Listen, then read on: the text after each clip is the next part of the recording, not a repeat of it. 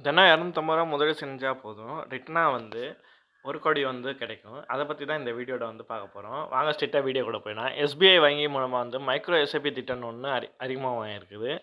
அத பத்தின வீடியோ வந்து ஃபுல்லா வந்து இந்த வீடியோல வந்து பார்க்கலாம். சாதாரண மக்கள் வந்து பங்கு சந்தை மற்றும் மியூச்சுவல் ஃபண்டுகளை முதலீடு செய்ய வேண்டும் என்ற நோக்கத்துடன் எஸ்பிஐ சமீபத்தில வந்து ஒரு புதிய திட்டத்த வந்து அறிமுகப்படுத்தியிருக்காங்க. அந்த திட்டம் பேரு தான் வந்து எஸ்பிஐ மைக்ரோ எஸ்ஐபி திட்டம். இந்த திட்டத்தின் முழு பேர் வந்து எஸ்ஐபி பேலன்ஸ்டு அட்வான்ஸ்டு ஃபண்டுன்னு திட்டம்.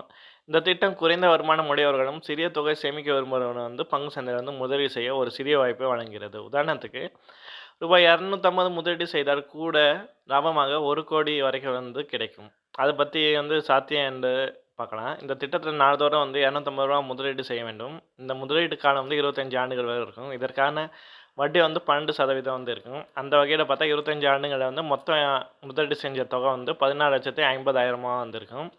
இதனால வந்து வட்டி மூலமா வந்து ரூபாய் 88,40,000 வந்து ரூ. 40,000 வந்து கிடைக்கும். இந்த முதிர் காலத்தின் போது நமக்கு வந்து 1,00,00,000 வந்து ரூ. 4,000 வந்து கிடைக்கும். குறைந்த வருமானம் உடையவர்கள், மாணவர்கள், இல்லத்தரசிகள் மற்றும் சிறிய அளவு சேமிக்க விரும்புபவர்கள் வந்து இந்த திட்டத்தில் இணைந்து பயனடையலாம். அவர்களுக்கு பிரத்யேகமாக இந்த திட்டம் செயல்படுத்தப்படுகிறது. இந்த திட்டம் மூலமா வந்து மேலும் சில நன்மைகள் வந்து கிடைக்கிறது. அந்த வகையில நீண்ட காலத்திற்கு நல்ல வருமானத்தை பெற இந்த திட்டம் வாய்ப்பு அளிக்கிறது. குறிப்பாக சிறு சேமிப்புகளையும் முதலீட்டாக மாற்ற ஊக்குவிக்கிறது. பங்கு சந்தை முதலீடு என்பது வசதி படைத்தவர்களுக்கு மட்டும் என்ற எண்ணத்தை மாற்றும் வகையில் எல்லோருக்கும் எல்லாமே கிடைக்க வேண்டும் என்ற வகையில் மிக குறைந்த முதலீட்டை அனைவருக்கும் பங்குச் சந்தையில் பலன் அனுபவிக்க முடியும் என்பதை இந்த திட்டம் உறுதி செய்கிறது. எனினும் இந்த திட்டம் முதலீடு செய்வதற்கு முன்பாக சில விஷயங்களை நினைவில் கொள்ள வேண்டியது அவசியம். அதன்படி மியூச்சுவல் ஃபண்ட் முதலீடு சந்தை அபாயங்களுக்கு உட்பட்டவை.